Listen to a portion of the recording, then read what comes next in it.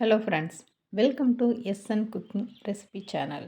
இன்றைக்கி நம்ம குக்கிங் சேனலில் என்ன வீடியோ பார்க்க போகிறோம்னு பார்த்தீங்கன்னா, ஒரு சூப்பரான லஞ்ச் பாக்ஸ் ரெசிபி தாங்க பார்க்க போகிறோம். கோகோனட் ரைஸ் தாங்க பார்க்க போகிறோம். வாங்க, இந்த ரெசிபி பண்ணுறது ரொம்பவே சுலபம் தாங்க.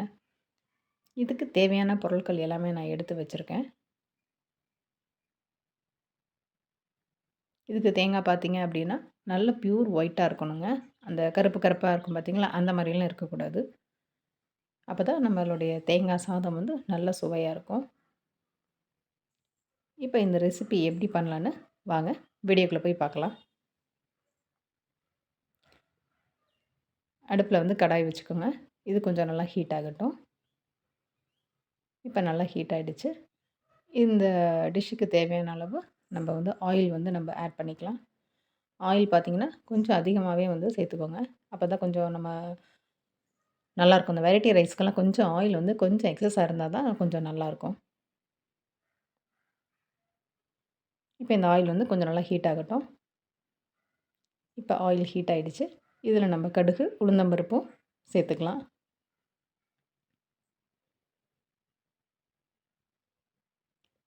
இதில் 1 ஸ்பூன் கடலைப்பருப்பு அதையும் சேர்த்துக்கோங்க. இப்போ இது எல்லாமே இந்த ஆயிலில் நல்லா ஃப்ரை ஆகட்டும்.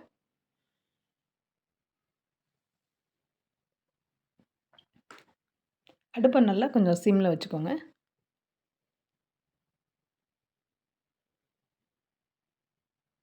இதில் இப்போ ஒரு கொத்து கருவேப்பிலை நம்ம சேர்த்துக்கலாங்க.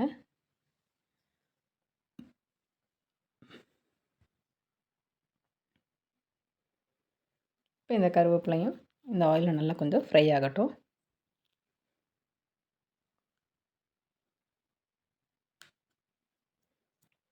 இதில் கொஞ்சமாக பெருங்காயத்தூள் சேர்த்துக்கலாம். பெருங்காயத்தூள் சேர்க்கும்போது அடுப்பை நல்லா ஃபுல்லாக சிம்மில் வச்சுருங்க. இல்லைன்னா அது அப்படியே போய் அடியில் உட்காந்துரும், அடி பிடிச்ச மாதிரி ஆகிடும். இப்போ பாருங்கள், இந்த பெருங்காயத்தூள் நல்லா ஆயிலில் நல்லா கொஞ்சம் கரைஞ்சிருச்சு. காரத்துக்குன்னு பார்த்தீங்கன்னா 2 வரமிளகா நான் சேர்த்துக்கிறேன். உங்களுக்கு வரமிளகா பிடிக்கலை அப்படின்னா பச்சை மிளகா கூட நீங்கள் ஆட் பண்ணிக்கலாம். இப்போ இதெல்லாம் கொஞ்சம் ஆயிலில் ஃப்ரை ஆகட்டும். இதில் நம்ம எடுத்து வச்சுருக்கிற முந்திரி பருப்பையும் நம்ம சேர்த்துக்கலாங்க. உங்கள்கிட்ட நிலக்கடலை இருந்தால் அதையும் நீங்கள் சேர்த்துக்கோங்க. என்கிட்ட இல்லை. இப்போ இந்த முந்திரி பருப்பு கொஞ்சம் கோல்டன் ப்ரௌன் வர வரைக்கும் கொஞ்சம் வெயிட் பண்ணுங்கள்.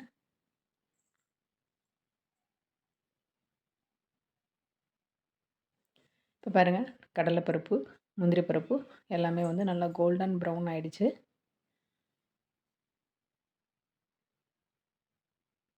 இப்போ நம்ம தேங்காய் பூ நல்லா துருவி வச்சுருக்கோம் பார்த்தீங்களா, அதை இதில் சேர்த்துக்கலாம். பாருங்கள், தேங்காய் பூவில் கொஞ்சம் கூட அந்த கருப்பு இல்லை பாருங்கள்.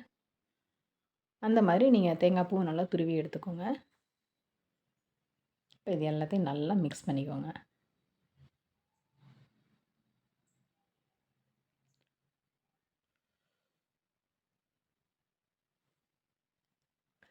இந்த தேங்காய் ரைஸ்க்கு பார்த்தீங்க அப்படின்னா, சாப்பாடு நான் வடித்து ஆற வச்சு நான் வச்சுருக்கேங்க.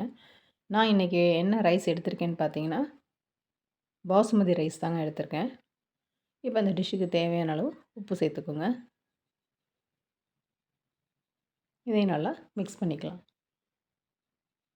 இந்த கோகோனட் ரைஸ்க்கு நீங்கள் பாசுமதி ரைஸ் தான் எடுக்கணும்னு கிடையாது. நம்ம நார்மலாக சாப்பாட்டு அரிசி கூட நம்ம சேர்த்துக்கலாங்க, பொன்னி அரிசி கூட. ஆனால் சாதம் பார்த்திங்கன்னா நல்லா வடித்து ஆற வச்சு நல்லா உதிரியாக இருக்கணும். அப்படி இருந்தால் தான் நம்மளுடைய தேங்காய் சாதம் பார்த்திங்கன்னா சாப்பிட்றப்ப நல்லா சுவையாக இருக்கும். இப்போ அந்த தேங்காய் பூ பாருங்கள், நல்லா இந்த ஆயிலில் ஃப்ரை ஆகிடுச்சு. இப்போ இந்த ஸ்டேஜில் நம்ம சாதம் நம்ம சேர்த்துக்கலாங்க.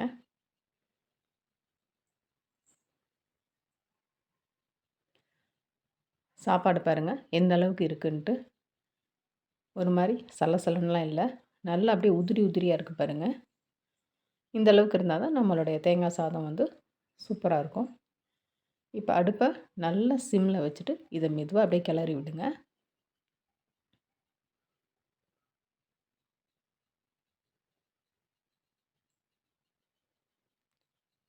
இந்த மாதிரி நீங்கள் பண்ணி கொடுத்தீங்க அப்படின்னா உங்கள் குழந்தைங்க லஞ்ச் பாக்ஸுக்கு கொஞ்சம் கூட மிச்சம் வைக்காமல் சுத்தமாக சாப்பிட்டுட்டு வந்துடுவாங்க.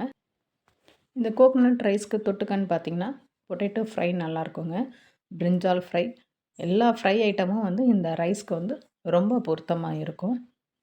இல்லை எதுவுமே காலைல என்னால் பண்ண முடியல அப்படின்னா கலர் வடகம் இருக்குது பார்த்தீங்களா, அதையும் நீங்கள் வந்து ஃப்ரை பண்ணி கொடுக்கலாம். அதுவுமே சூப்பராக தான் இருக்கும். இப்போ பாருங்கள் நம்மளுடைய தேங்காய் சாதம் வந்து சூப்பராகவே வந்து ரெடி ஆயிடுச்சு.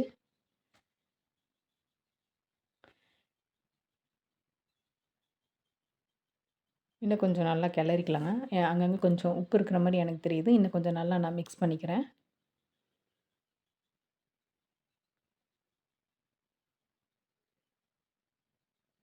இப்போ பாருங்கள் நம்மளுடைய தேங்காய் சாதம் வந்து சூப்பராக ரெடி ஆயிடுச்சு.